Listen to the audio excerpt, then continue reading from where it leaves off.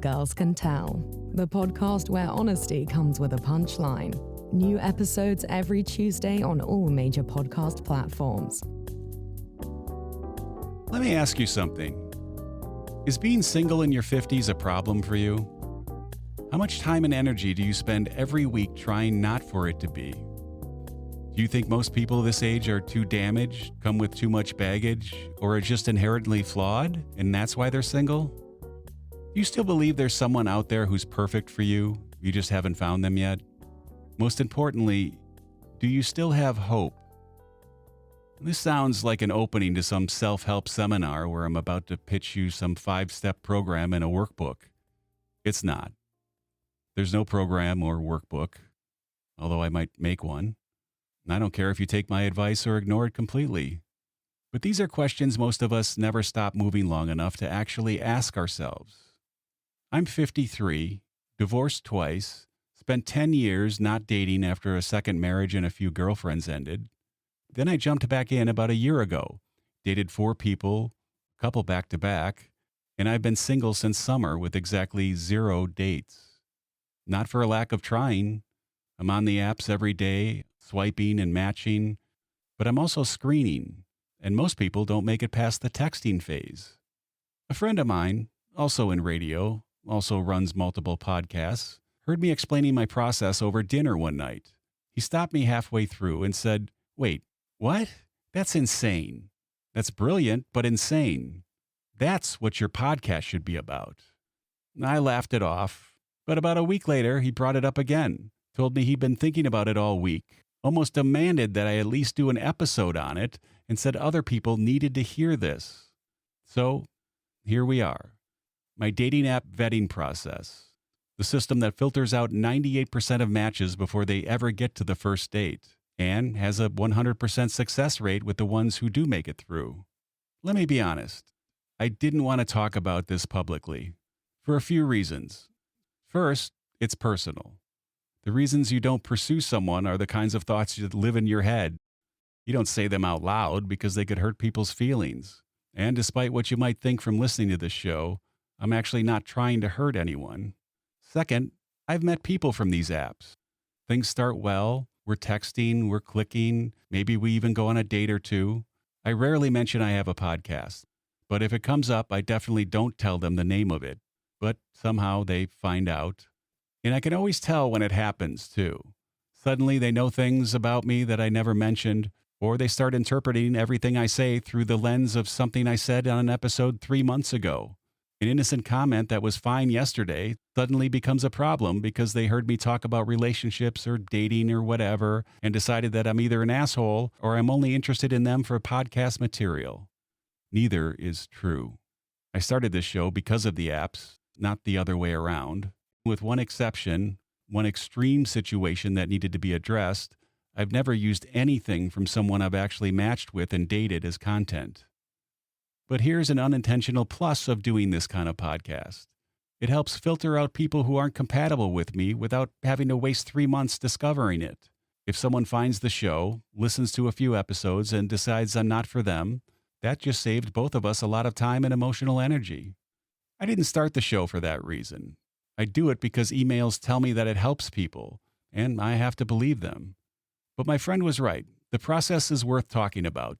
So let's break it down. Phase 1. The swipe. First impressions matter more than you think. If you listened to a past episode, you heard me do this live. I was swiping through profiles and explaining my decisions in real time. Some people loved it. Some people hated it. But I was trying to be honest, not liked. Everyone starts with physical attraction. That's biology. If I find someone attractive, I check the second photo because I swear sometimes it looks like a completely different person. If the second photo holds up, I move to location. Now, location is critical. I'm not interested in someone on traveling mode passing through Chicago for a weekend, and I'm not interested in someone who lives 100 miles away in the suburbs. Long distance doesn't work. It never works. People lie to themselves about this, but it never works out. Then I check age and occupation. Age because I'm not raising someone else's teenagers and I'm not dating someone old enough to be my mother's friend. Occupation because certain jobs are immediate red flags for me. Flight attendants, for example, are usually train wrecks. Nothing against them as people, but the lifestyle doesn't work for me. Irregular schedules, constant travel, long stretches of being unavailable, constant sex with coworkers. It's just incompatible with pretty much what anyone needs in a real relationship. Now, if that all checks out, I read the bio. If there's no bio at all, I'm out. As I've said before, if you can't be bothered to write 3 sentences about yourself, you're either lazy, uncreative, or hiding something. None of those are appealing. If there is a bio, I look at 2 things: what it says and how it's written. Content first. Is it generic? I love to laugh, travel, and spend time with friends and family. Right. So does everyone. Tell me something real. What do you actually do? What matters to you? What would make me want to talk to you? Then I look at the writing itself: spelling, grammar, punctuation. Now here's where people think I'm insane. But if there are periods or commas with no space after them, I'm out. I know how it sounds. I know it seems petty, but hear me out. Your phone autocorrects most mistakes. It practically forces you to see errors and fix them. If you're posting a bio with obvious formatting issues, it means you wrote it, posted it, and never looked back.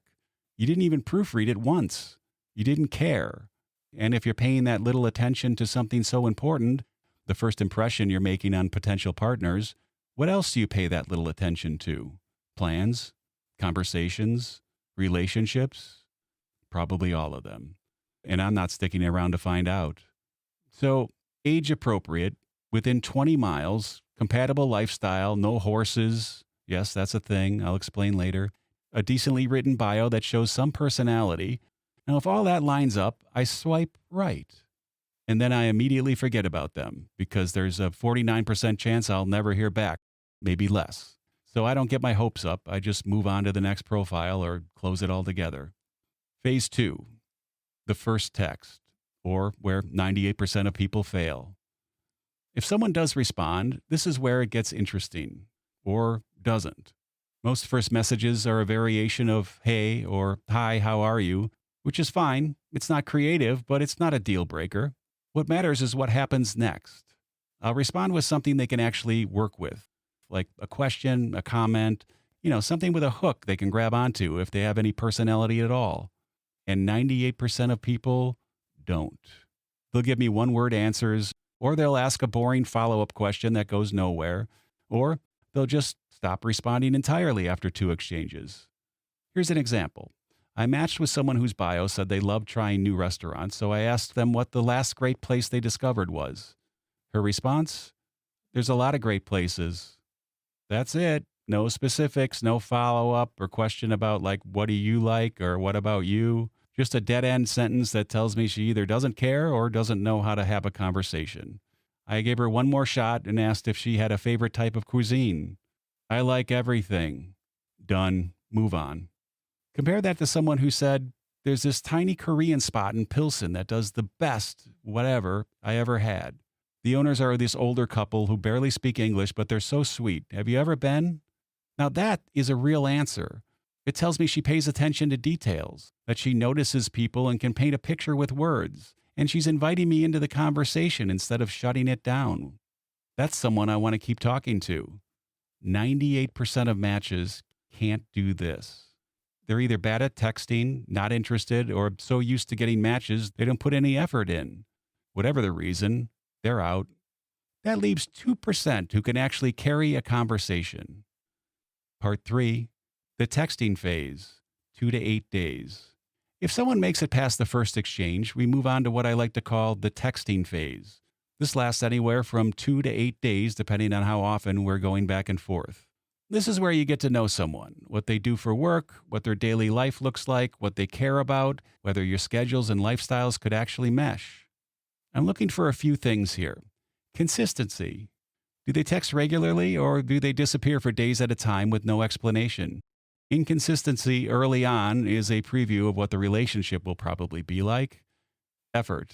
Are they asking questions, showing interest, or is it all one-sided and me doing all the work? Red flags. Do they complain constantly, talk shit about their ex or just about their adult kids, drop hints about drama in their life? Can they take a joke made at their expense and laugh at themselves? Chemistry.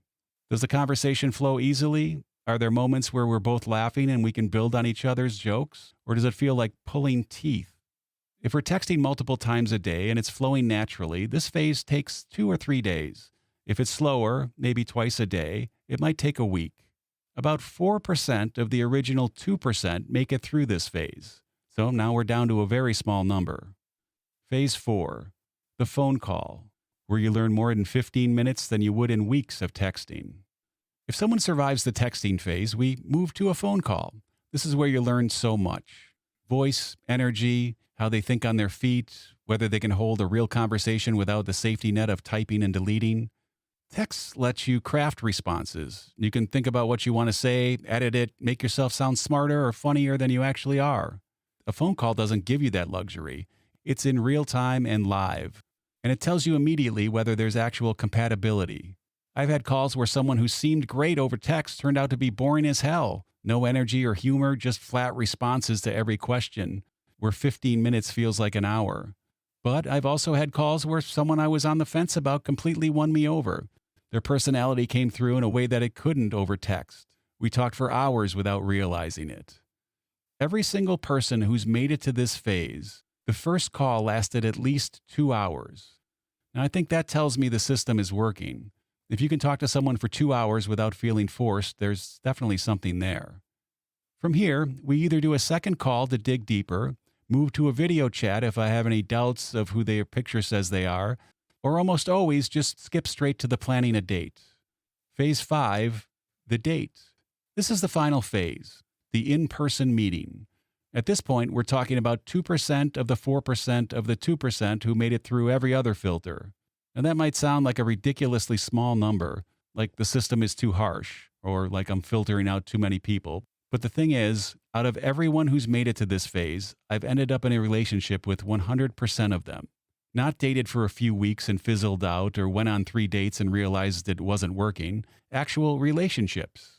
The system works because by the time we meet in person, I already know they can hold a conversation, they're consistent and reliable, we have chemistry, our lifestyles are compatible, and there's no glaring red flags.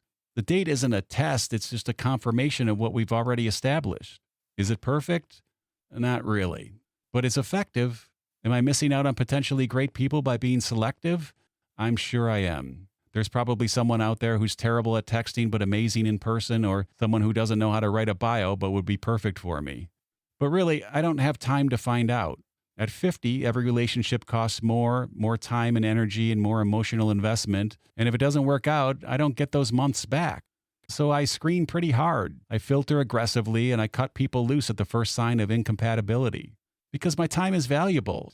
When you're 25, you can afford to give everyone a chance. You can date someone for 6 months, realize it's not working, and then just move on with most of your life still ahead of you. At 53, you don't have that luxury. Or at least I don't feel like I do. So I built a system that saves both of us time. If we're not compatible, we figure that out in the texting phase, not 3 months into a relationship when we're both emotionally invested. There's a larger point I'm trying to make here. People will call you picky, and they'll say you're too rigid or set in your ways and too demanding. Maybe they're right, but I'd rather be alone than wasting 6 months on someone who was never going to work out anyway. I know what I want, I know what I need, and I know what doesn't work for me. I'm not willing to compromise on big things just to avoid being single. Does that mean I'm too set in my ways to date? Maybe. But it also means I respect myself enough not to settle. And if that makes me undateable, well then so be it. I'd rather be undateable than miserable, because I've already done that. And it sucks. So that's the process. It might sound harsh, but it's pretty effective. And if you're on the apps wondering why nothing's working, maybe you need a system too. Maybe you need to stop giving everyone a chance and start giving the right people a chance. Because at this age, your time is too valuable to waste on people who are never going to make it past texting anyway. And for God's sake, put a space after your comma or periods. Come on. What's wrong with you?